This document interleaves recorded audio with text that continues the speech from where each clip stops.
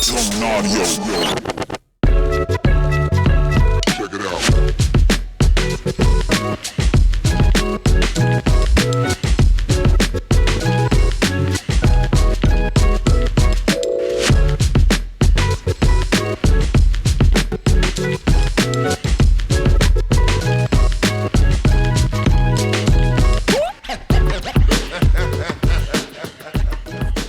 Organic Climbing is the official sponsor of Sends and Suffers podcast. And if you didn't know, now you know.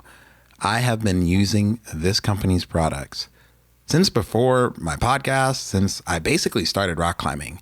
They're cool, they're rad, they're customizable.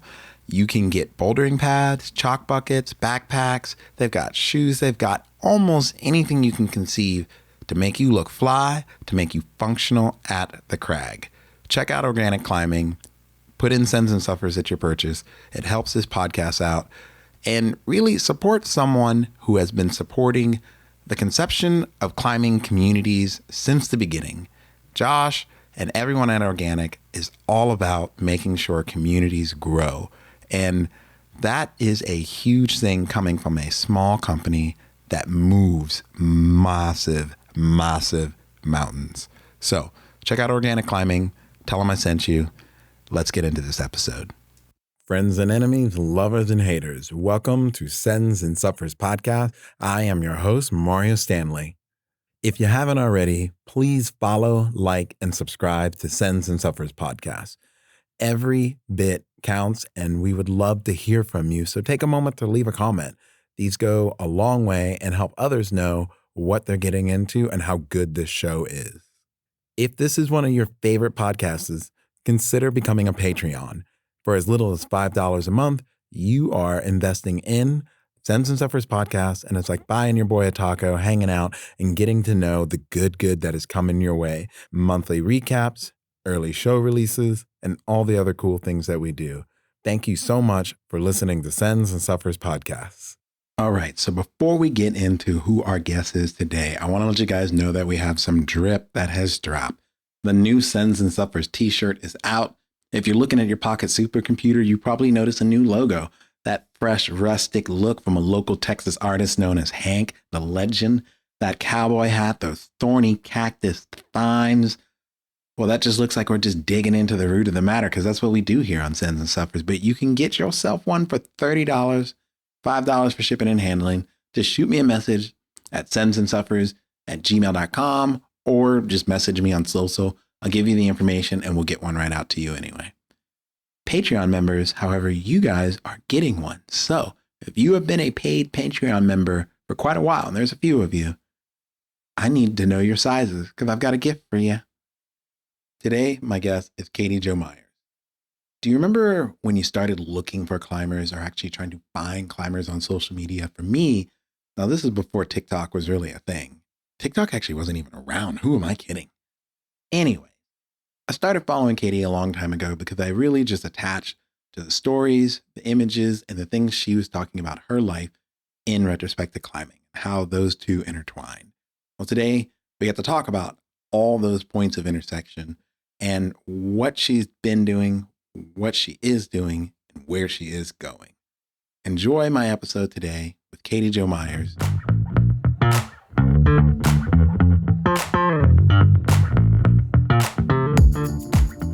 Boom. Katie, how are you? I'm great. How are you? I'm doing well. Welcome to Sends and Suffers. Thank you. Thanks for having me. I'm not going to assume that the audience knows who you are. I know who you are because, as we talked earlier, I've been following you since, I guess, 2017. Yeah. Yeah. That's when you took your road trip. Yep. But who are you? Where are you from? And how did you get connected to climbing or whatever adventurous sports you like to do outdoors? Okay. My name is Katie Jo. I'm based out of California. I've been climbing now about 12, 13 years. Mm-hmm. And I love it. It's kind of everything to me. I started climbing when I was 28. And at that time, I was working a full-time job in finance and living in the city. And I'd really been struggling with mental health. Mental health is a huge part of my story, ever since I was a child.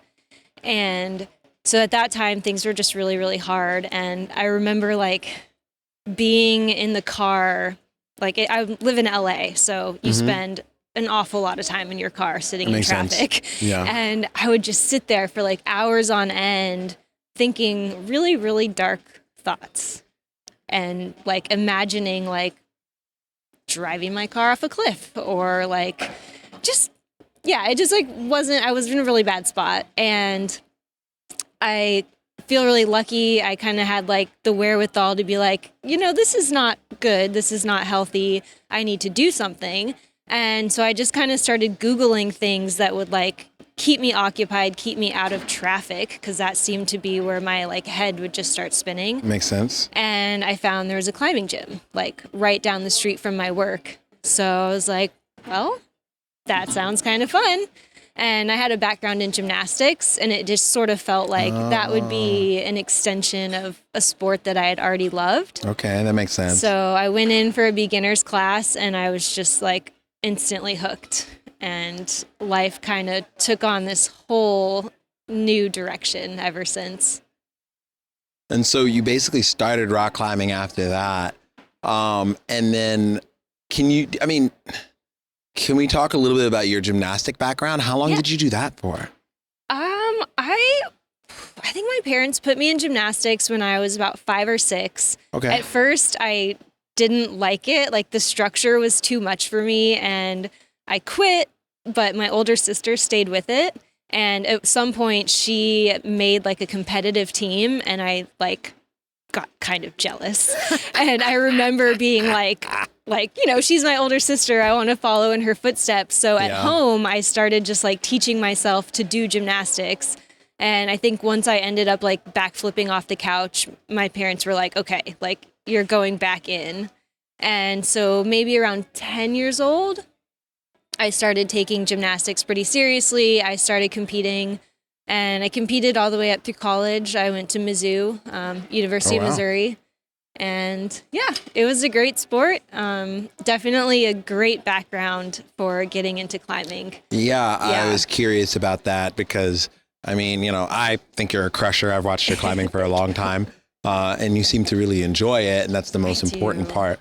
And I find that I think people who kind of gravitate towards it pretty quickly and jump into it, they have some kind of a background. Mine's track and field. Okay. We have some kind of an athletic background as an athlete. So that answers that question and kind of like paints a little bigger picture and some context for that.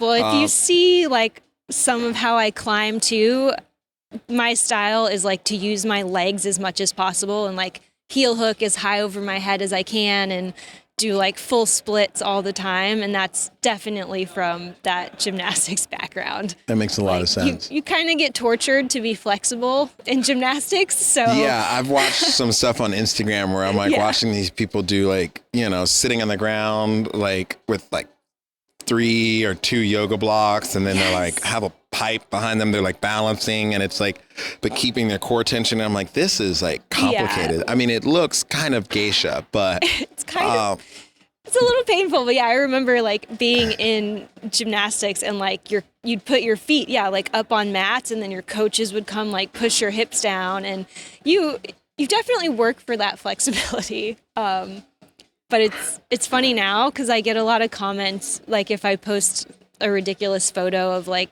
doing the splits on a climb, people will write to me and just be like, flexibility is aid. And I'm like, I worked really hard for that. That's the stupidest thing I've ever heard in my life. Flexibility is aids, and so is muscles in general. I mean, everything in climbing is kind of aid, right? Yeah. Like everything we use, but I'm just like, I'll take it. I worked really hard. I was in a lot of pain for that aid. Yeah. And so we talked about briefly, kind of switching gears, we talked briefly about your transition into climbing because I started following you around 2017. Okay. It seemed like all of a sudden you just exploded on the scene and you had a ton of climbing going on. You were posting a lot and I just remember seeing you in Joshua Tree, a lot of places along the West Coast. And we had briefly talked before, you decided to take a road trip to Alaska. Yeah. So can you tell me a little bit about this? Like why, okay, well, one, why Alaska? Okay. That seems very far away from where were you located prior? Los Angeles. Oh yeah, it's almost at the bottom. Yeah, it was big. And then why a road trip all the way up to Alaska? And like, what was the best and the worst parts of it? Okay. Can I actually like take it back just a little further Absolutely, before it's Alaska? your podcast as much as mine. Cool. I just didn't want to get too out of order or anything. But yeah, so basically, like I mentioned before, I had started climbing when I was 28.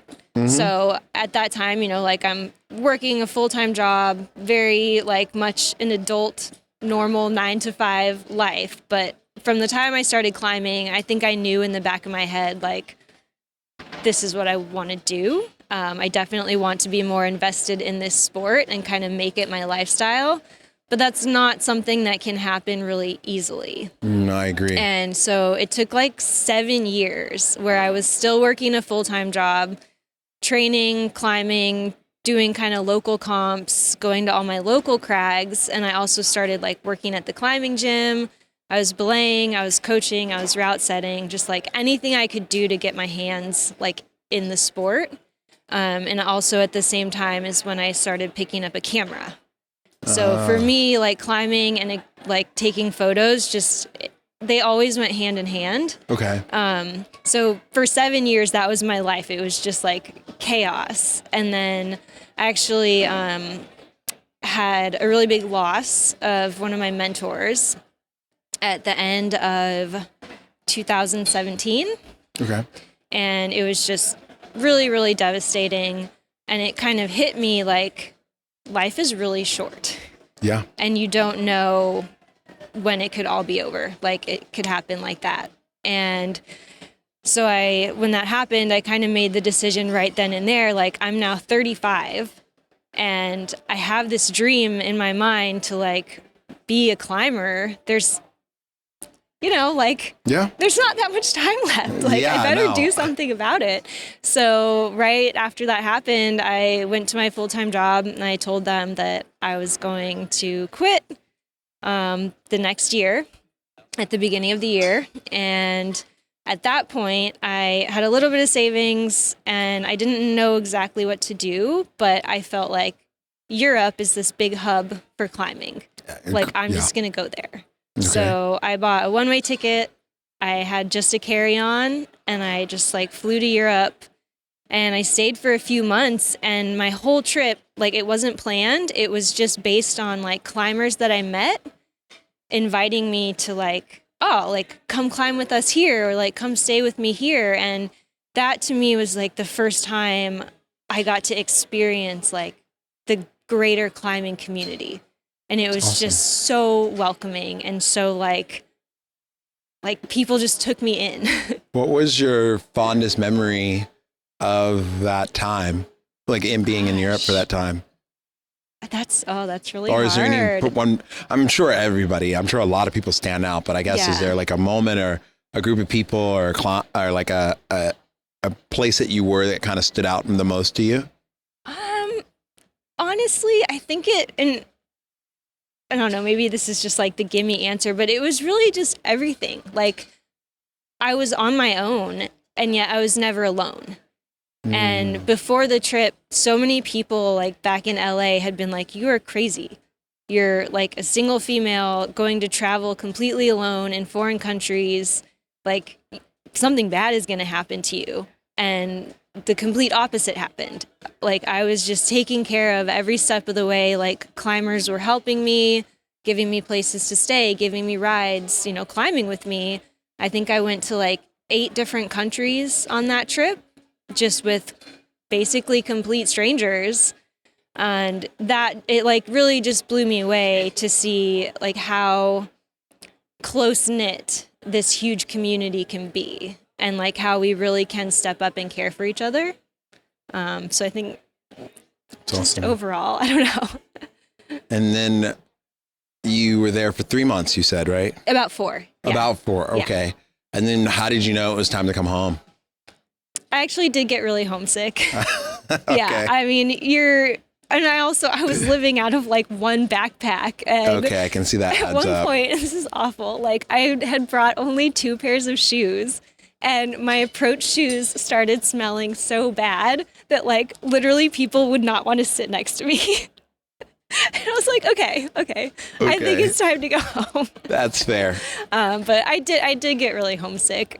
Just it was a long trip, just on the road, and eventually I think the places I loved back home, my friends, my family, that just really started calling to me, and Okay. it just felt like the right time. It was time to come home. Yeah. Cool. It wasn't the shoes. It was. I mean, that was part of it. Okay, I fair literally enough. was sitting on a rock. I went to Magic Wood with some friends, and we were like eating lunch on a rock, and my shoes were sitting there, and I noticed my friend just scooting over bit by bit. And I was like, what's wrong? Like, where are you going? And he was like so embarrassed to tell me. But That's funny. I was like, I get it. They've been worn for 4 months straight. Like, it's fine. That's fair. That's why I wear Chacos religiously. Yeah. Fair Good enough. pro tip for next time. Yeah. I mean, I guess outside of all of that, was there any like travel hack, little beta hack that you learned, that like something that you didn't start out this way, but you definitely ended this way, that you learned during that trip that made your adventures that you took later on a little easier? And I imagine during that time you had to learn a couple tips and tricks. Gosh. That's I'm just hard. a nerd. Yeah, I like to know if there's like little things that stand out. I think the biggest thing was just sort of being like open to experiences, and also like having a lot of faith in yourself, because there were times when, like, I don't know, for example, I went to Greece at one point, and it was in a small town, people didn't speak English, and I needed to find medicine. Oh, wow. And I like went to a grocery store, because in the US you can often get, medicine at a grocery store. But there you do have to go to a pharmacy. And so I was trying to communicate with the cashier, and like we had no idea what we were saying to each other. And eventually I just start like miming things. And then she starts laughing and is like, I get it. And eventually like points me in the right direction of the pharmacy. I get the medicine I need, and just little things like that. It was like taught me that like, yeah, it can be really hard, but you can get through it. Okay. And people in general are very kind, and they do want to help you. And then like another experience, a bunch of my travel plans got kind of messed up, and I ended up in Prague in like the middle of the night, couldn't find a place to stay, and eventually just like grabbed my bag and fell asleep on a park bench. And I was like, woke up in the morning to the sunrise, like over all the spires. And you think that something like that is just like negative, but it was like, actually, you know what? It's fine. Like sometimes you just do random things and you get through it and you can make it. And so I just feel like weird things like that just gave me a little bit more belief in my ability to like get through hard times and like know that I can survive, like if things That's go cool. up, like. So did that I guess that had to motivate you or kind of lay the foundation for your next bigger trip that you took? Yeah, I Okay. think so. It just gave me a little bit more confidence that like, yeah, everything is not going to go to plan. Things Okay. will definitely Oh, get yeah. messed up, and And- it's going to be fine.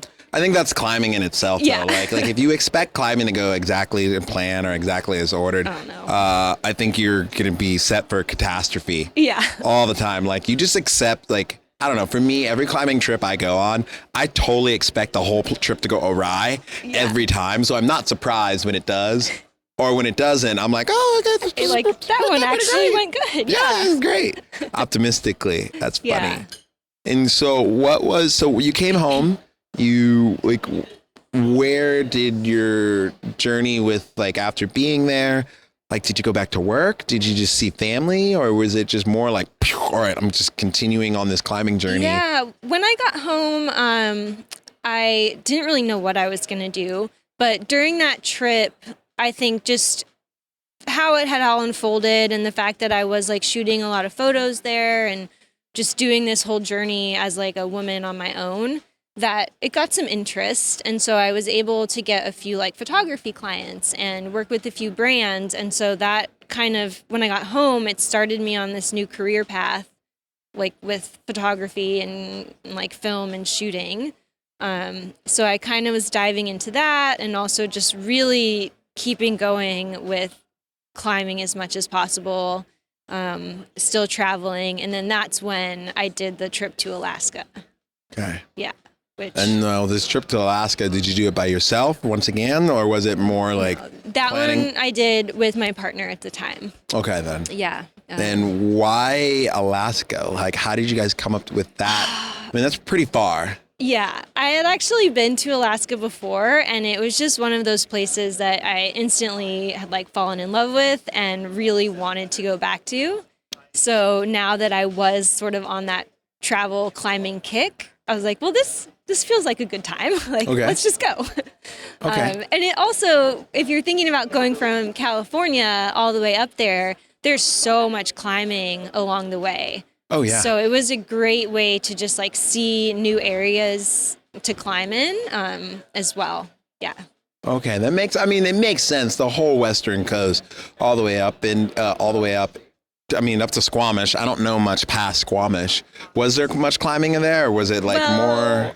So the trip was supposed to kind of start in the summer and only last maybe like 2 or 3 months.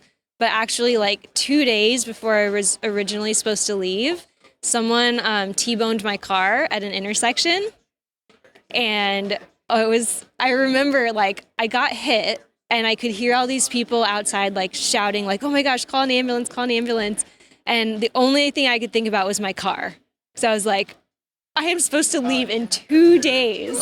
And I like get out of the driver's side, like run around to the passenger side where it was hit. And I just like hit my knees and was like, no, because it was completely smashed in. Yeah. And like can opener, like through the side of it.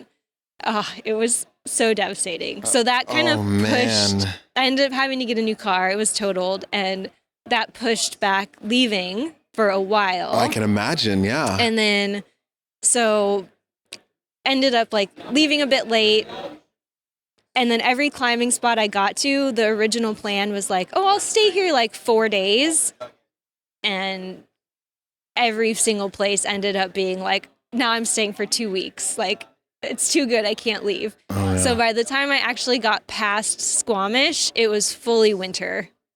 Oh, wow. And I hit Alaska in December, like literally crossed the border into a blizzard so bad that I just like we had to pull over and sleep in a rest stop. So how long had you been climbing once that trip had started? At that point, it would have been probably like 7.5 years. Do you feel like that was the largest time of growth for you personally in your climbing during that trip?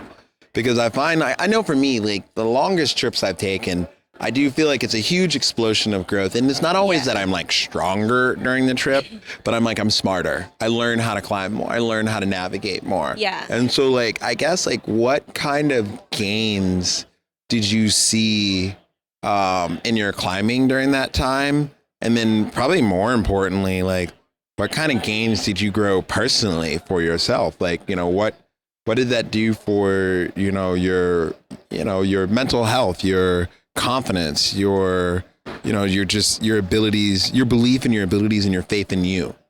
Yeah. I definitely saw a huge growth in my climbing during that time. I think it was a period where I was climbing just very consistently. Like the whole trip, like I said, we would stop for like 2 weeks. We did like City of Rocks and then Leavenworth and then up to Squamish, and just being posted up in those areas and being able to like really dedicate time to like outdoor climbing.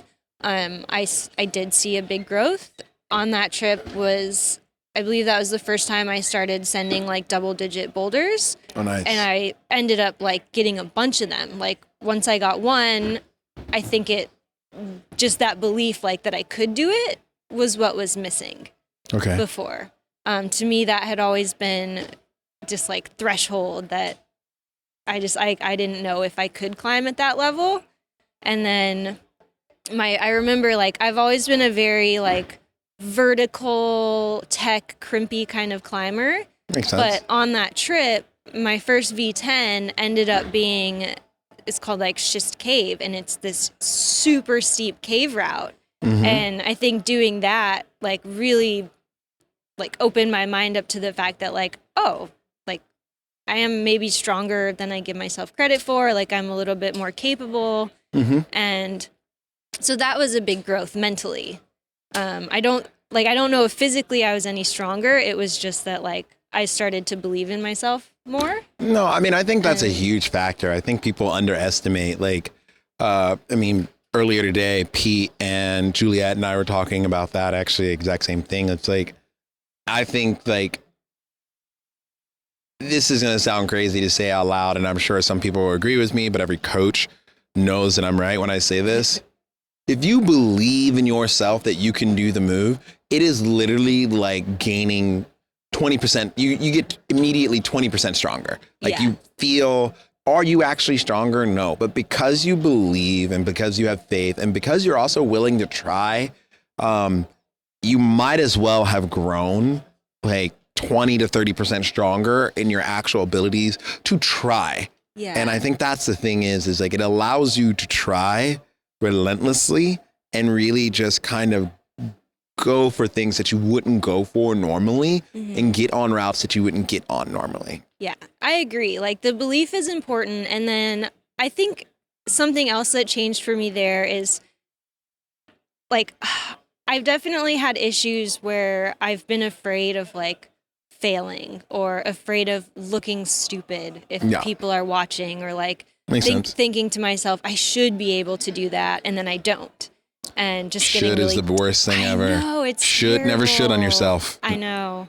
And that I think on that trip, that is something that I really started to like understand because there would be climbs of like a much lower grade that I couldn't do. And then I was sending like my first like V10s and you start to realize like, it's not, if you can't do something, it's because you can't do it at that moment. Like there's something you're lacking. Like maybe you don't have that particular skill yet or that particular strength set. And so learning not to tell myself like, oh, I should was really big and just believing like I am capable. I can do these different styles that I didn't necessarily believe I could do before. That was all really big growth and learning on that trip. And well, I want to agree with that so much because I think that's like, coaching athletes for years, adults, privately, and through programs, group programs, and kids. Like, if I just can get you to believe, even if I can get you halfway believe, like, and I even tell kids, I'm like, just lie to yourself. Like, lie to yourself and tell you can do it, and you'd be surprised how often it works. And people are like, oh my God, like kids are like, I need to start lying all the time. I'm like, no. That's not what I meant. Yeah. Not what I meant. But like you're on the right track, just wrong road. Yeah. I think that's a huge thing. So like, how did these journeys and these trips, and I still want to hear more about the rest of the road to Alaska, but how did all this help play into your mental health and the struggles that you were kind of working through? Like was it easy because of these experiences or because you were doing this? Was it easier, for the lack of a better word, was it easier to quiet the demons, or was it more like you realized that they just weren't as big as they really were? I think it might have been a quieting of sort, because I feel like where a lot of my struggles came from is just like being really down on myself, like having very poor self-esteem, just a lack of self-confidence. And like I had explained, like when I first moved to LA, when I was really struggling, I was just all alone, just alone. And I think these trips and climbing in itself, giving me a community and just people to like lift me up and laugh with and just like be with, that's huge. Yeah, I agree 100%. That's just so important. And in that community, you also start to feel more confident in yourself because you have these people who are telling you like, you can do it, like you've got this. And those words that are spoken to you are really powerful. Agreed. And I don't think that was something that I had really had. Not growing up even in your gymnastics community? Gymnastics, yes. So like gymnastics was great for me. I think a lot of my struggles came more from like my family life. I grew up with a lot of like in an environment with a lot of alcoholism and addiction, and it was really hard. Okay. So that support system wasn't so much there for me. Other than I will say like my mom was an amazing support system, but we're gonna have to touch on that in a little bit. Okay. Yeah. No, that's fine. But yeah, so I think there was just I just was like quite lonely in a lot of my life at that point because I was out of gymnastics for years. You know, I graduated college when I was 21. I didn't start climbing till I was 28. So for that time period, I really was just like working, kind of just like not really sure what I was doing with my life. I didn't have that outlet of gymnastics anymore. And I think that was a huge thing that was lacking. You know, you kind of hit on a nugget where I feel like this is a big thing for athletes, especially, you know, if you don't go pro, for the lack of a better term, and whatever going pro means for you in your sport and your industry.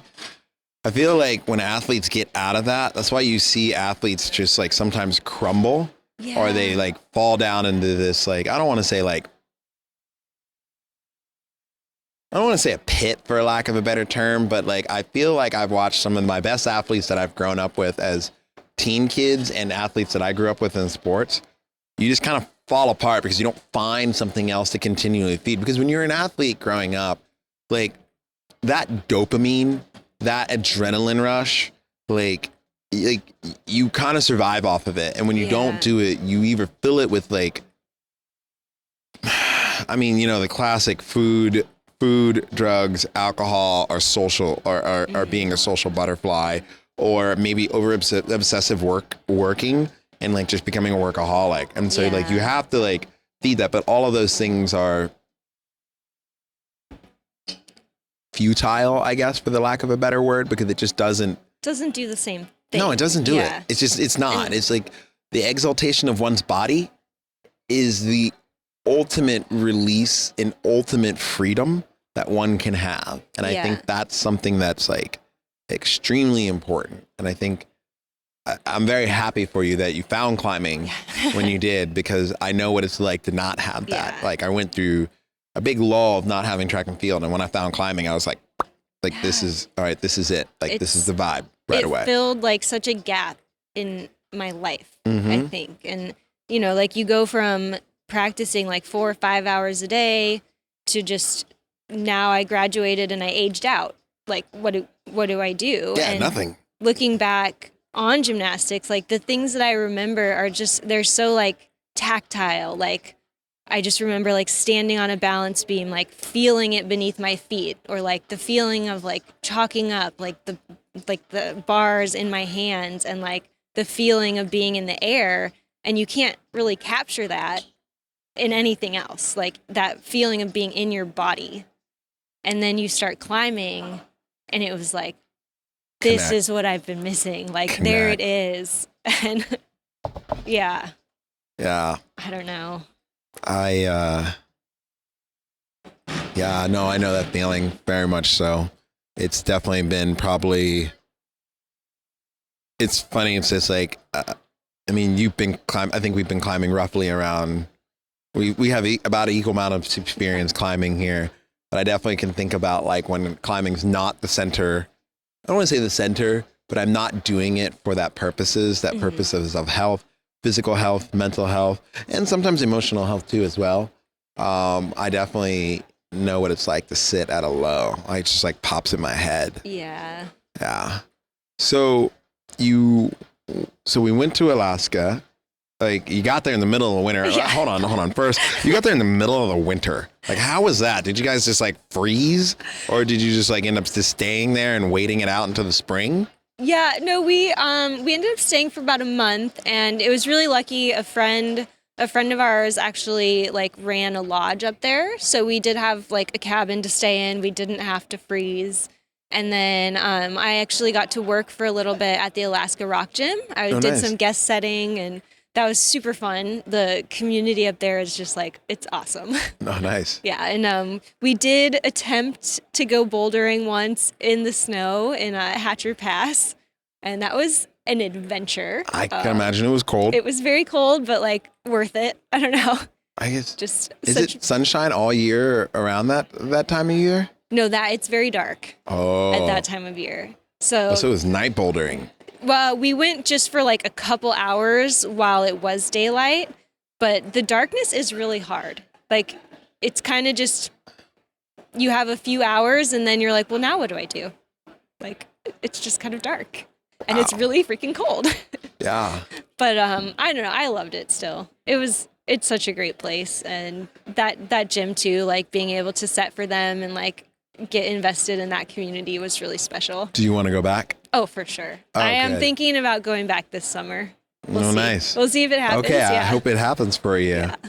Nice. And so now you've done your trip, and fast forward a little bit, where has your life as a professional climber, as someone who has been basically in this industry, where has this life taken you? Where is your professional climbing taking you? Where's your photography taking you? That's basically gotten you here today at the Indoor Climbing Expo, because you're basically here to sign autographs, hang out, take some photos, and just continue to be the badass that you are. Life has been very interesting. Sometimes I look at it and I'm like, I honestly don't know why or how I ended up here. But I guess chronologically, like if I'm after Alaska, I was just back in California for a while. Joshua Tree is a place that I really love. Climbed there a lot. I would train at the local gyms. And one day at the gym, I met this amazing person named Jake Sanchez, who is a professional climber as well, and he competes in paraclimbing. Oh, nice. And so when we met, he actually was like, I need some help trying to figure out how to get to world championships. And he was also looking for a training partner. And I was just like, cool. And so we like kind of connected right away, started training together. Because I had been able to fund a few trips for myself, like I kind of used that knowledge to like help him figure out like how he could finance his trip to world championships. Okay. And it ended up that I was able to go with him. Okay. And so we were at the paraclimbing world championships in Innsbruck, Austria together. Okay. And at the championships, we realized there was no photographer who had been sent from the USA. Oh. And at that time, like I still didn't have like a good camera. You can actually look and see pictures. I have this like tiny little used camera that was really busted up, but I was like, this is not cool. Like we need a photographer. It's world championships. Like, Yeah. come on. Absolutely. That So- surprises me. Yeah, it was pretty Well, surprising. Actually, it doesn't. Now that I say that out loud, it's surprising that there wasn't one. But knowing USA Climbing, knowing how they treat paraclimbers, knowing how they do that, it's not surprising at all. So to me, I was just like, well, we need to fix this. And so I ended up getting like a media pass and like a little press vest, and I shot photos just at world championships for the paraclimbing. And that ended up being like a community that I've just like really fallen in love with. And since then, like I've been shooting a bunch of World Cups. I just shot again the World Championship this summer, and somehow over the past few years, I started filming a documentary about a paraclimbing athlete who's from New Zealand, Rachel Maya. Yes, I know. And just like all very random and like, I don't know. I've been wanting to get her on the podcast for quite a while. Yeah, she's so cool. Were you shooting in Texas when the paraclimbing world climb? No, I haven't been to Texas. We shot in like Salt Lake for 2 summers, and then in Europe for Okay. 2 summers. Yeah. Okay, I just didn't know because I was at the world Well, at the, Was I that guess the Nationals? U.S. Nationals. I was Yeah, at Nationals, and I was like thinking in my mind, I was like, I don't remember seeing you there. No, I feel like I might have been You out were of town somewhere. or something. Yeah, I can't remember at the moment, but unfortunately, I wasn't able to make that one. Okay. But yeah, so that's just been a whole journey of like shooting, and during that time, I'm still climbing and trying to send something hard.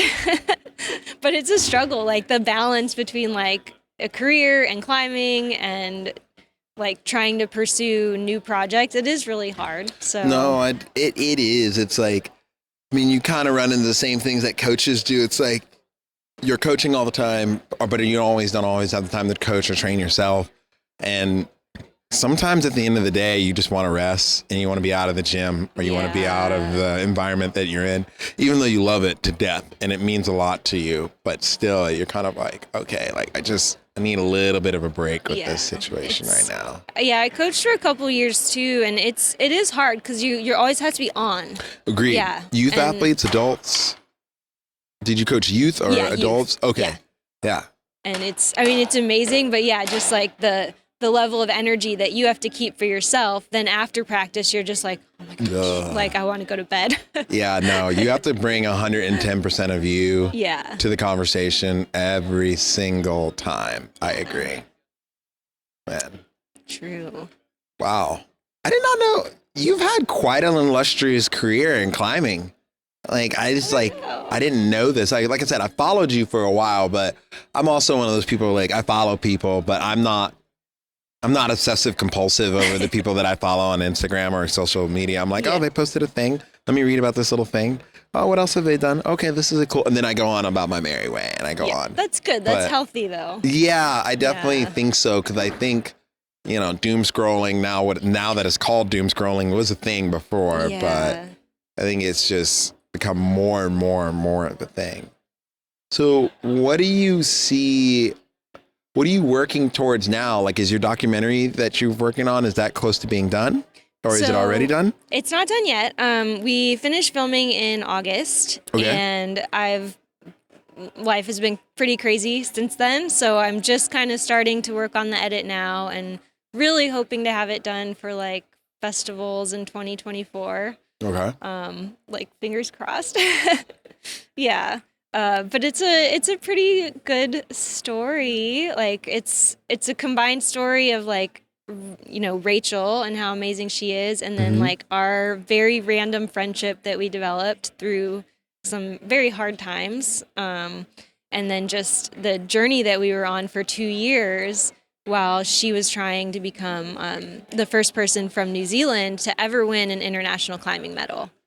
Oh, wow. So it was very cool. Like getting first to person follow. in general. In general, yeah. Oh, like wow. man, women, youth, able, disabled, like Okay. so that was like, it was a huge goal, and being like able to follow her through that was like, it was a privilege. Yeah. And Yeah. it was great.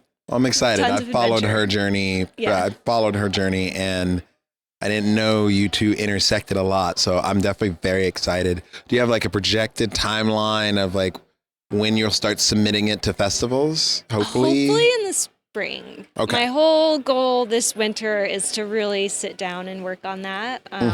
We'll see. It's the first film that I've ever shot and Oh, yeah. ever edited. So I who know. knows what's going to come? I know the feeling. I'm currently working on my first documentary. Okay. Right now, I'm very blessed to have help with it right now. But I did the same thing in Malawi, Africa. Yeah. I was just like, well, no one's gonna tell this story but me right now. So let's just go for it, and let's hope that it works out to the best. And that was kind of how ours came about. Like we had like a weird story of how we became friends, and like through our initial conversations and hearing her story, I was just like, I don't think anyone else is going to film this. So like, I guess I'm going to do it. Yeah. And I had no idea what I was doing. I still don't, but it's, I think that's kind of magic though. Like, I think to a certain extent, like, you technically know what you're doing from a technical standpoint, like filming, enough of that. yeah. But like, I think the reality is you know enough at what point do you know so much that analysis comes paralysis? Oh, yeah. You know? And at what point do you know you don't know enough where you're like, let's just do it anyway and let's just go for it. Which is basically what it was. Yeah, And I think that's important. I think that, honestly, that level of gumption, that level of gall is more important, and I think leads to more success in any endeavor, whether it be climbing, filmmaking, your professional life, personal life. I think that level is more important than anything else. Yeah. And I mean, we definitely had success. We made it through 2 summers. I won't like ruin the ending now. No. That's why I'm not it's, asking you questions know, about it. I'm deliberately like sidestepping it because I don't want to ruin or spoil a surprise. Yeah, so but just the fact you want that to know, you got to watch it. Yeah. Just the fact that we even made it through as like these 2 women who like we had never met before we got to the first World Cup. Like we had talked online and then we got to the airport and we're just like, oh my gosh, we are traveling together now for months. Like, I hope we get along. I've definitely had moments like that. I don't think it's ever been that long, but I've definitely been like, hi, I'm Mario. We're stuck together for the next, I mean, that's how the climb was. Yeah. Like, hi, I'm Mario. We're together forever, however long we all survive. Yay. Yeah. And it was a beautiful experience. Yeah, but I definitely, how was it? Like, tell me the more. climb was a lot of shut up and wait because, you know, it's TV, it's filming, there's a lot of things like that. Yeah. But it was magical. I think it was the perfect incubator to breed the best friendships because we didn't have our phones. We had no communication with the outside world. Oh, wow. And so all we had was each other. Yeah. And, you know, you put 8 to 10 climbers in a room and all of us vaguely know about each other. It was just joy. Yeah. All the time.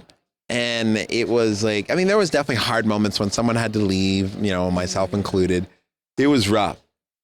But we bonded so much and we had so much deep, intimate conversations about our lives then, our lives now, predicting what's going to happen. And then even going through a lot of healing and trauma that we had gone through in our past before we got up to that.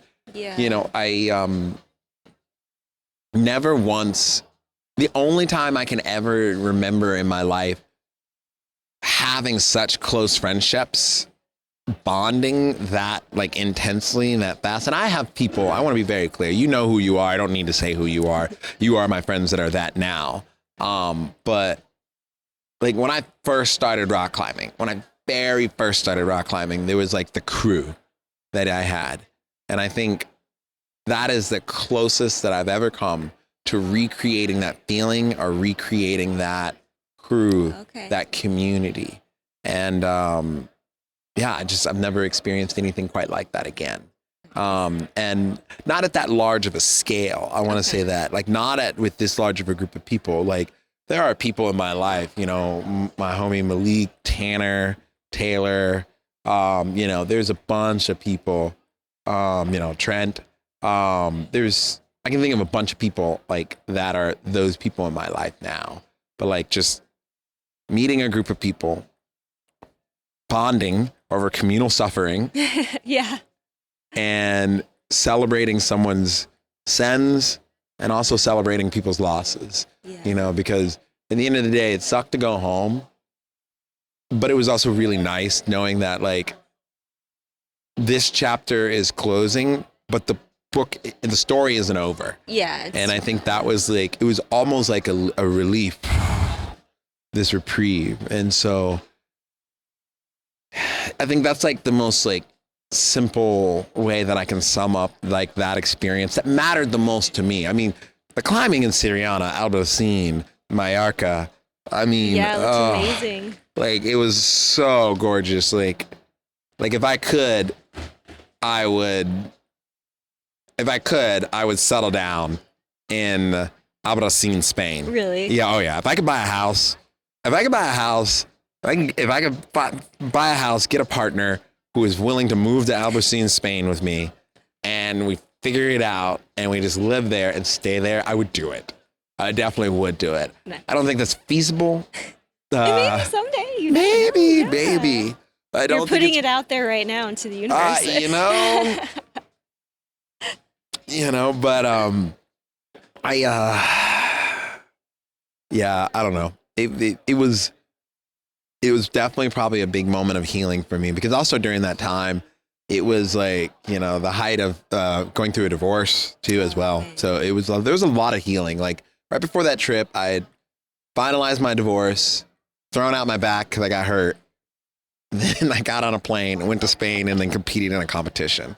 So, and in a moment of not knowing anything, I met the closest people in my entire life. And so, yeah, it was worth everything. I think that's kind of one of the most amazing things about climbing and the community in general is just there's almost, at least that I've found, nowhere else in the world that like you meet people who are just like literally holding your life in their hands. Bet. Every time we get on a wall. And that creates to me just like such a level of like trust and closeness that like I haven't really found anywhere else. And maybe that is why climbing is so healing and being in the community is so healing, is like we just, we do have each other's backs in like such a powerful way, like all the time. And I mean, I know there is issues, there's always, things, but like I've just made like so many incredible friends. And I know during like all the hardest times in my life, it's other climbers who are there picking me up and like helping me heal. And I guess like it was something I was gonna touch on because it's a big part of the sending and suffering. So after all the like Alaska and all of that, like we all know, was COVID. Yeah. And COVID was just a terrible time for everyone. Yeah. Right. Oh. In particular, like I don't talk about it much, but I actually lost my mom to COVID.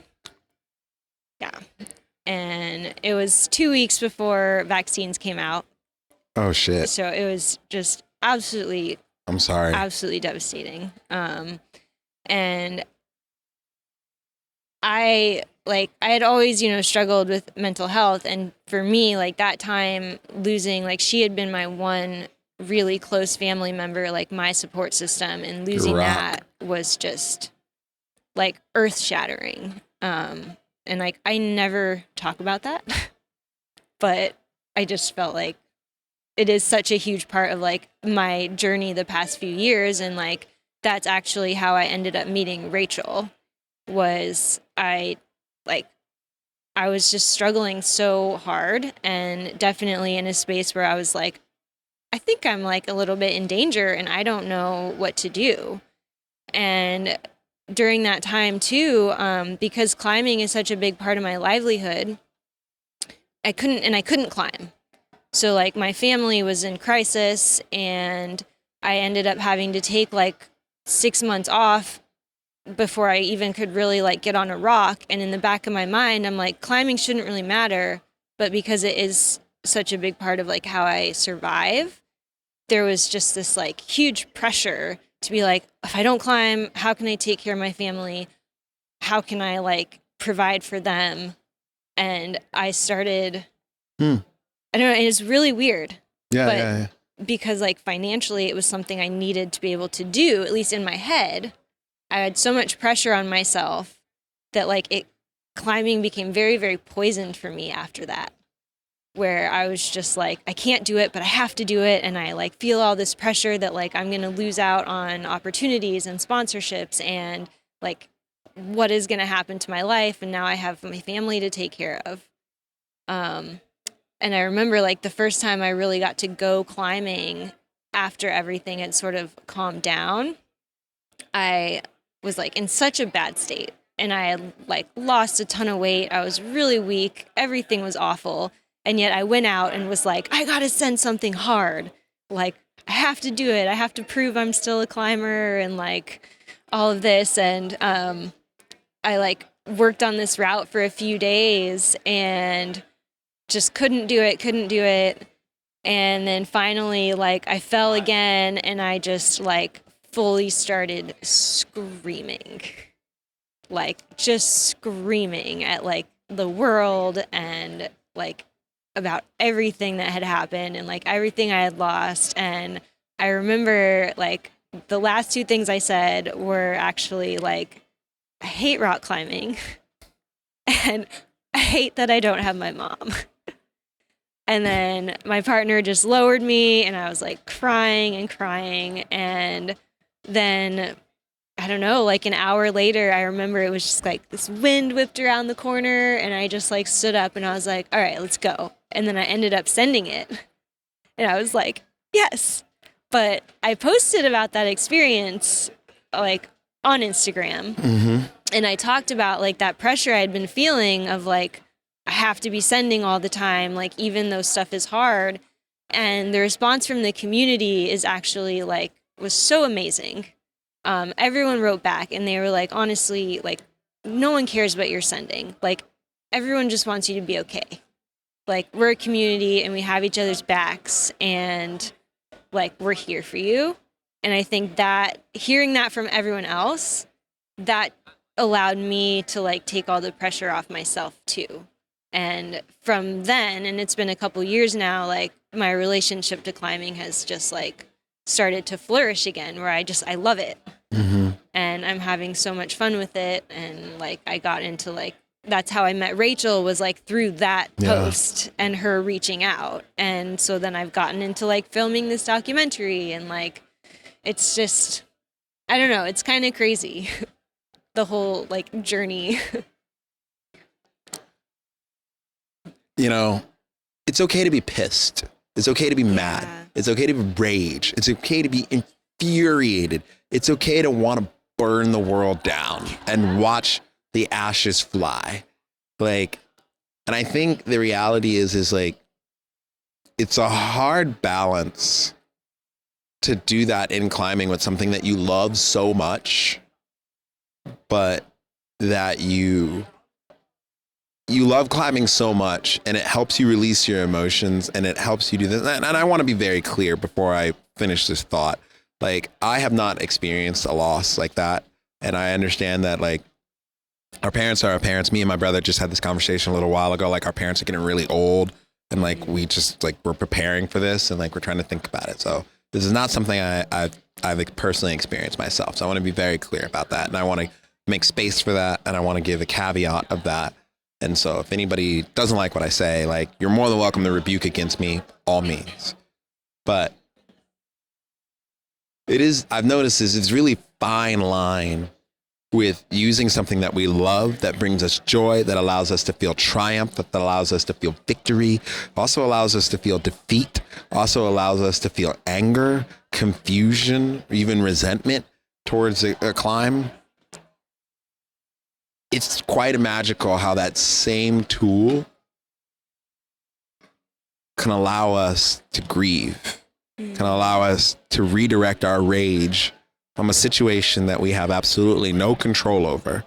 And we feel like the world has been ripped away from us. And we feel like the world of whatever form of sense of normality that we've have is gone.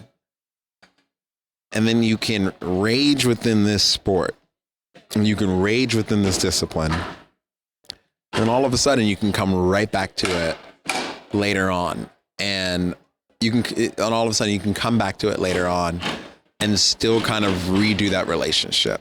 Or like, not redo, but you still have that healthy relationship with it. And I think, I'm not saying climbing is this magic bullet. I don't want to say that at all. That has nothing to do with it. What is magic is you. What is magic is you, your resilience, your ability to allow yourself to feel your feelings, because your feelings are there for a reason, and allow yourself to navigate them. And it's just, it's just really cool that you had climbing as an avenue, as a tool to help navigate through that. And I don't know, it's just something that's become very apparent. I've just known quite a few people over the last 3-4 years that have suffered, as I like to say, level 1 losses like that. I lost my uncle during COVID, and another distant family member that I didn't know as very well, but my uncle Thomas, knew him very well, grew up all the time, family reunions, saw him. And it's actually kind of sad because he was the only member of my family who was really doing our family tree, researching all of our family tree, researching all our family knowledge. and he didn't have a chance to get some of it on paper. Yeah.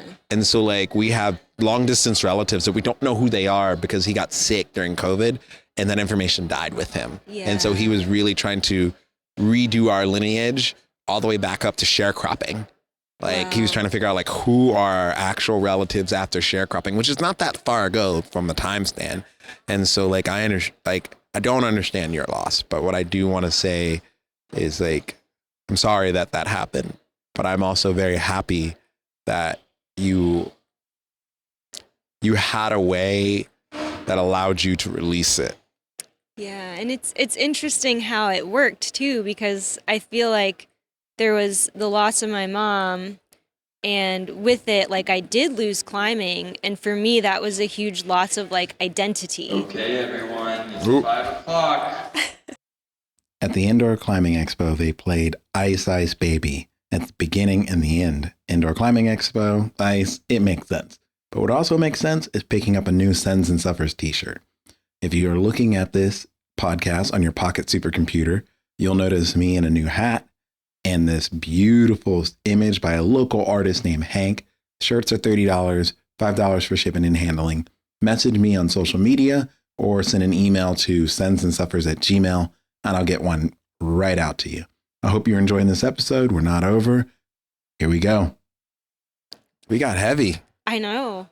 We got heavy. I feel like And the we got Ice Ice interrupted Baby with some definitely broke up ice. the monotony of it all. Like I'm definitely going to have to cut that out because that's in like 2 of the podcasts. Oh, no. I don't know what I'm going to do about it. It's okay. Yeah, I feel like, okay, I'm trying to remember. I was talking about like identity and grief. And so I know like in losing my mom, like there was this huge loss of identity as like I'm her daughter, and now like, I don't have that person to talk to, and I feel it's almost like she's like the cruise ship and I'm the lifeboat and I've been untethered. And that was a loss. And then being not able to climb, there was that identity loss of like, am I even still a climber? Like I can't do this anymore. And those two things like really seemed to go hand in hand, and I didn't know how to process that, like any of it. And I was trying like so hard to just like hold everything together and like be strong and not feel. And then like the first time I go climbing, it's like all of it came out. Just like all that rage you were talking about, and like the anger and like just everything, like it came out. And I feel like climbing, even though I was hating it at the time, it still gave me that ability to like feel and process and like come to terms with like how big of a loss everything was. And I do appreciate the sport for that, and for its ability to like let us heal and to like be introspective and understand ourselves. Do you think it's the sport's ability to let us heal, or do you think it's our ability to heal? The fact of the matter, like The Rock doesn't care who you are. Like The Rock just spits you off. It bounces you back. Like these holds, none of this stuff cares. Right. But do you think it's our ability to actually problem solve and work through this situation? Because we're just problem solving, working through a boulder problem. It's trying to spend as much time as possible with it. Yeah. The same thing really applies.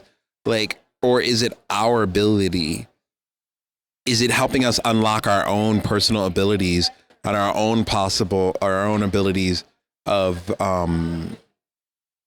healing, of growth? Because at the end of the day, like, I agree with you. Like, I definitely think rock climbing is this, like, I think rock climbing is one of the few sports that are so multifaceted that it can connect to almost any aspect of life. But it is still life that is connecting to, because if it wasn't for that, rock climbing itself would just be this worthless thing. Like, because theoretically, rock climbing is stupid. Like, if we're gonna be honest about it, it's dumb. Climbing a rock the hardest way possible. Like, why would you do that? Yeah. I mean, it's definitely dumb.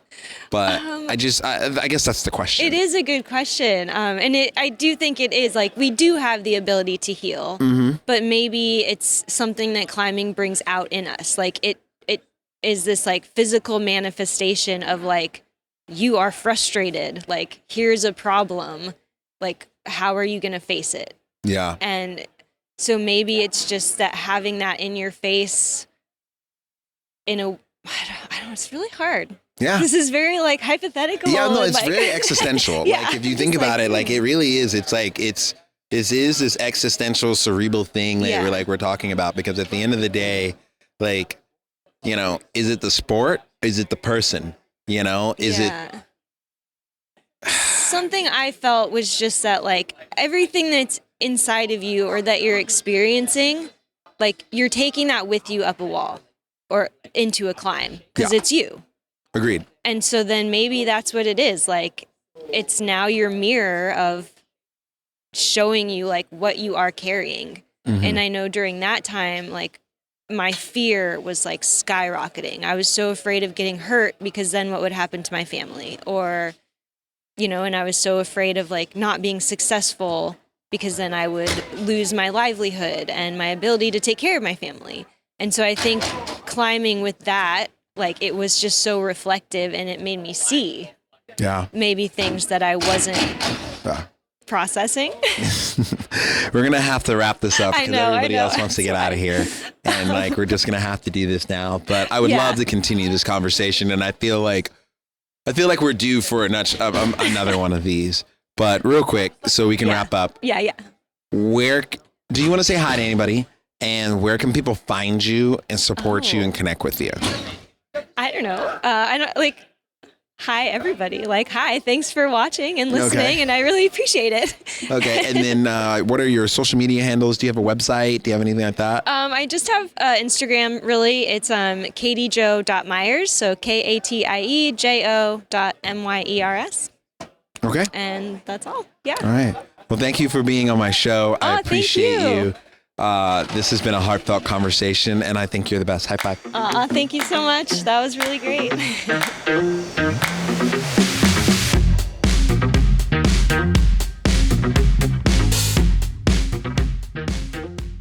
I hope you enjoyed this episode.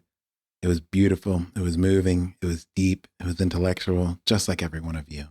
If you haven't already picked up a shirt, get yourself some of this new drip. $30 for the shirt, $5 for shipping and handling. Just shoot me a message on social media. Email me at sensandsuffers@gmail.com. I'll get one right out to you right away. As always, stay beautiful. And remember, if you're not suffering, I mean, you got to ask yourself, was the send even worth it at all? Structure audio.